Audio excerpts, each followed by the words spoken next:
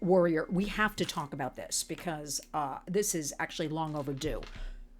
Ghislaine Maxwell, Jeffrey Epstein, many of our survivors and victims, I'm going to say, of his, went before Congress this week, also held a press conference in front of Capitol Hill yesterday because, I am angered today.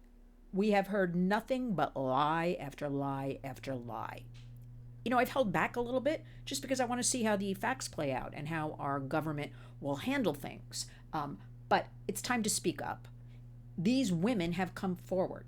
And as witnessed yesterday by one of these survivors, she was 14 years old at the time. We have always maintained at the Warriors, we heard about minors being trafficked, vulnerable young girls, 12, 13, 14, 15 years old. Well, call me wacky. I thought anything with a minor against the law. This is a classic sex trafficking. We also heard about images taken, compromising photos.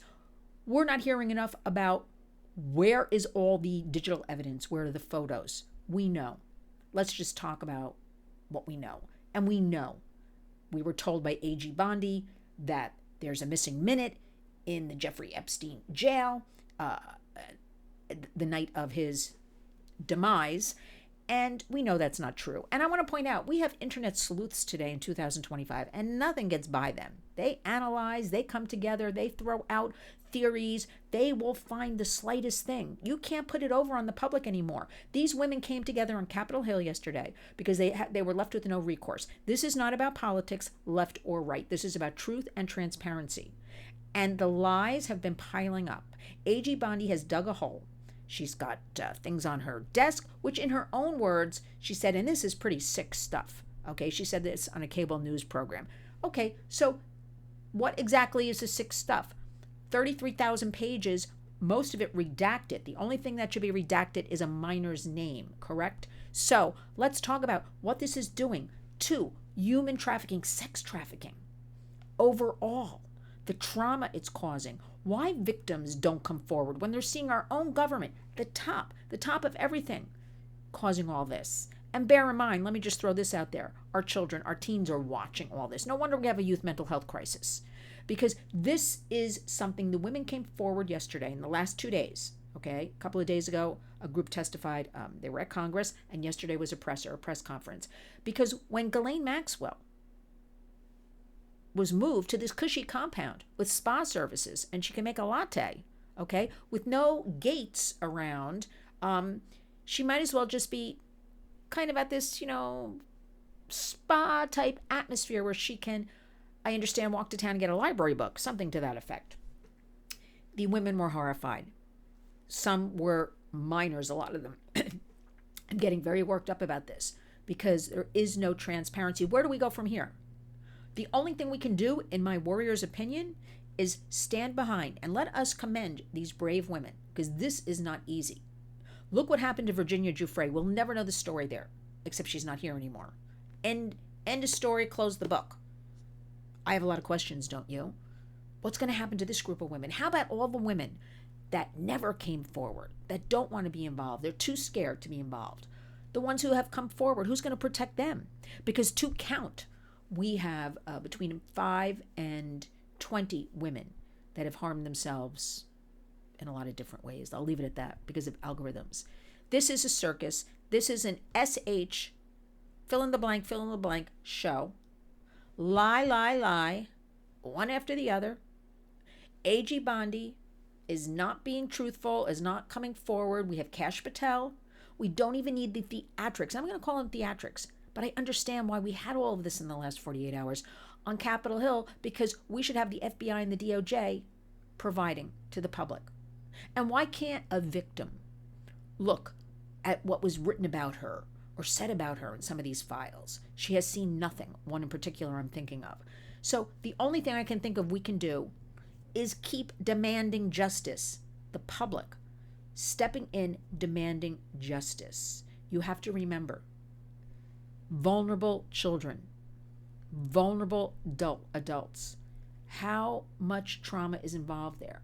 But I'm angry because at the top tier of our U.S. federal government, We know we're being lied to. Where is all this digital evidence? I go back to that. Where are these pictures?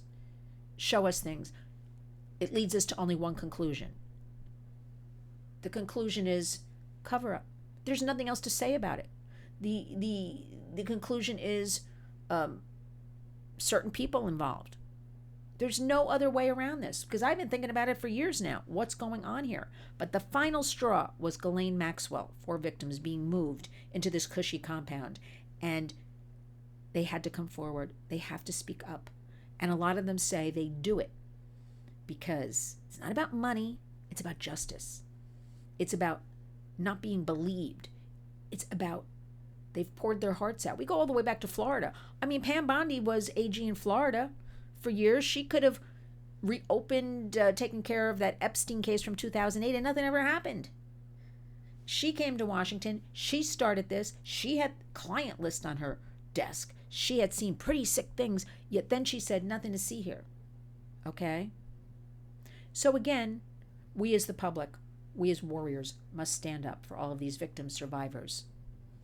And I will say victims, because I like the word victim is they're still involved with law enforcement and testifying and court cases, and that's the way I look at that. And survivors, those who have moved on, yet they're sharing their stories, because they said, a lot of them, they don't want any other women and girls. You have to remember, these are vulnerable young girls, a lot of them young teens, young women who may have not had a home life, who wanted to make that $200 or $300, right? But keep in mind, a lot of them have come forward, ones that don't even know each other.